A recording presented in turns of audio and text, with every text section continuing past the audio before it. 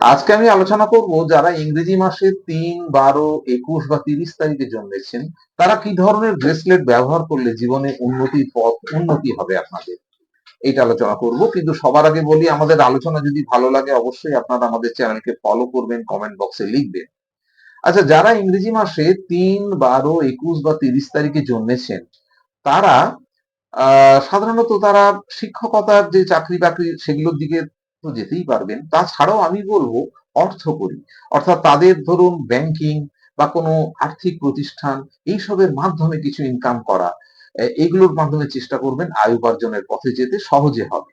আর আপনারা অবশ্যই যে ব্রেসলেট ইউজ করবেন সিট্রিন ব্রেসলেট। কারণ দেখুন রত্ন সবার পক্ষে কেনা সম্ভব না। রত্ন ভালো মন্দ আপনারা বুঝতে পারবেন না। আপনারা ঠকে যেতে পারেন।